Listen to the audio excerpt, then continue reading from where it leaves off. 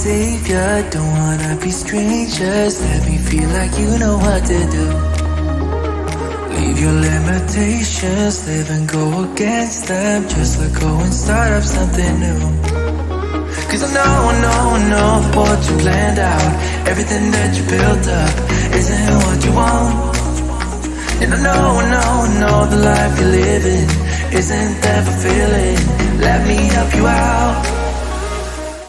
So this is part 2 of my HPV story. As I said in the last video, I was going to have this appointment after years and years of having different procedures done, 2 leaps, which is where they remove a part of the cervix. I've had that done twice. The last time was a 1.5 years ago. The presence of the virus is still there, with the lesions still showing up on my cervix. I've had the lesions frozen off. Now 2 colposcopies, and I'm going to talk about what that is. So a colposcopy is a medical diagnostic procedure to visually examine the cervix as well as the vagina and vulva using a colposcope. The main goal of colposcopy is to prevent cervical cancer by detecting and treating precancerous lesions early. She also does a biopsy when she does this because she wants to have that sent to a lab and examined. And that's the part that hurts. So a colposcopy is a little bit worse than a regular pap smear. And 2 years ago, when I did the first colposcopy, it wasn't too bad.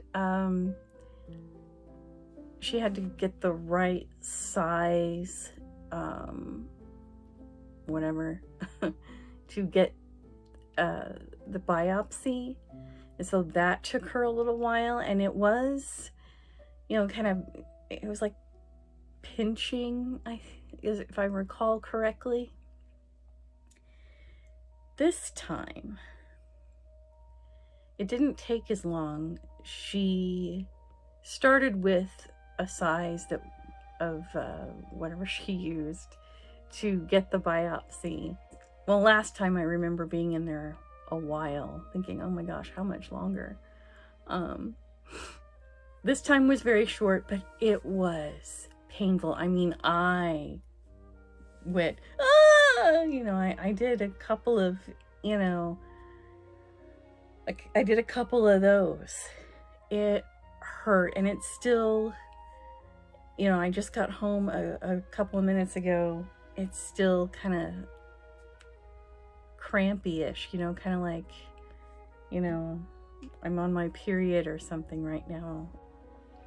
But I'm recovered. I had to lie there on the table bed, whatever it's called, exam table, exam bed,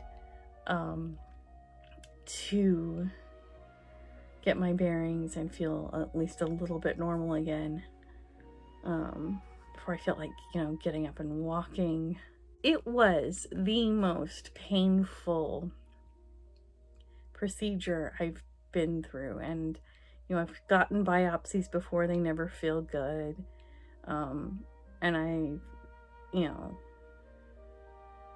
the procedure where they did the freezing, that hurt as well. That was not comfortable, but this was the worst. And it's probably because my cervix is further up. We thought that doing this second leap was going to make it not show up for a long time, if ever. And I was skeptical about that because I'd had a leak before and it did keep showing up. It didn't show up for about 10 years, if I recall correctly. And then it started showing up again, and it really hasn't let up. And this time, I thought I'd have a break for a few years again, but no, it shows up a year and a half later.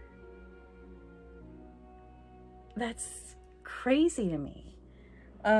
She did say that she didn't think it looked too bad, but she said if it's there, we'll see what the results are, but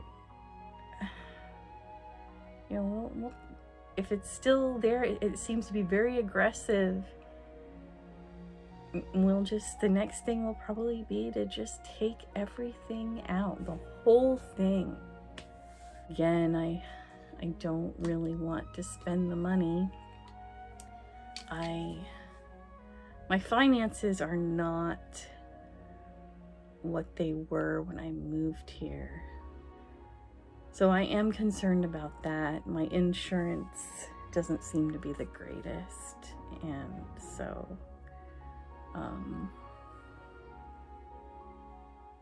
but at the same time, I know I've got to do this. I've got to get it done.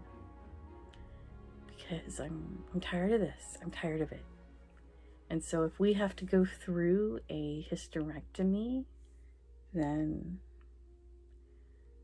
and if you want to join me on that journey, then we'll do that.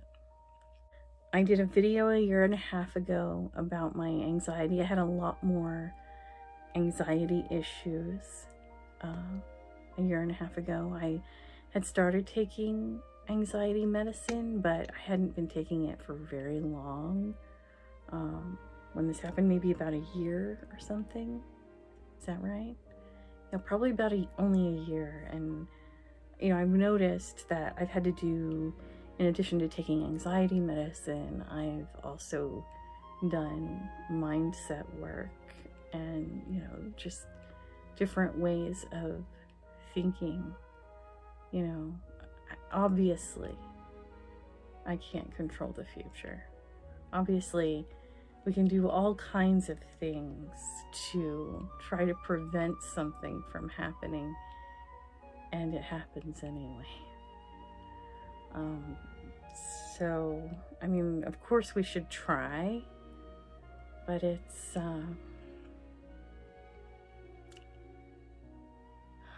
we don't have control.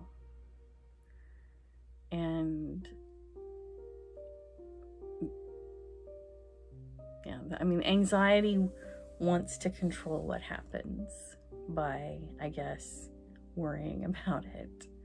And that's just ineffective. I haven't been looking forward to this appointment, but I haven't been ruminating on it really. I haven't been worried about it, or, I wasn't all dreading the appointment like in years past where I might have. And I'm not going to sit around and worry about the results, worry about the phone call I'm probably going to get next week. Yeah.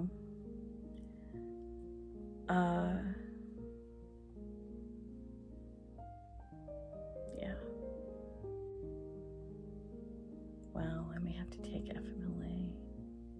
So the average cost, the mean total patient costs were $43,000 for abdominal, $31,000 for vaginal, $38,000 for, oh my gosh. Expense, in many cases, hysterectomy, particularly if it's elective, isn't covered by insurance.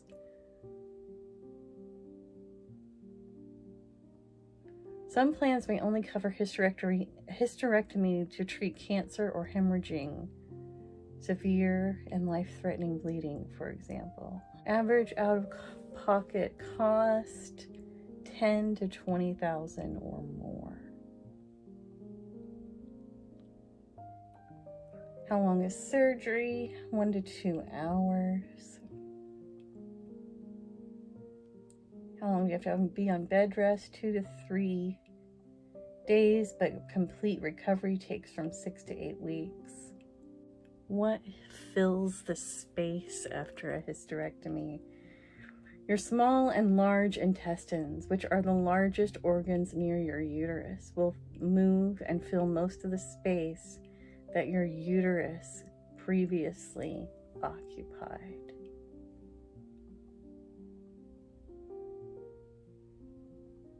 That is my follow-up for now. And if I get a call next week that it's bad and that a hysterectomy needs to be done, then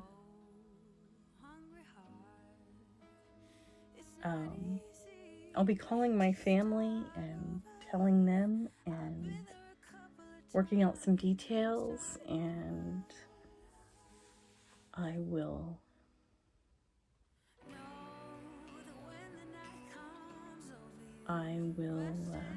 update you again, let you know when the surgery is and what the thoughts and feelings are about actually having to do the hysterectomy rather than wondering if I'm going to, and just simply thinking that it might it's likely, in my opinion, that this is going to happen. I'll have to make plans with work. I'm going to talk to my sister probably this weekend at some point, probably tomorrow, and get her thoughts on what needs to happen there. We'll see what happens, and I am feeling a lot better. The crampy-ish, residual pain has subsided, and I'm starting to feel a little more normal again. Less traumatized. Yeah.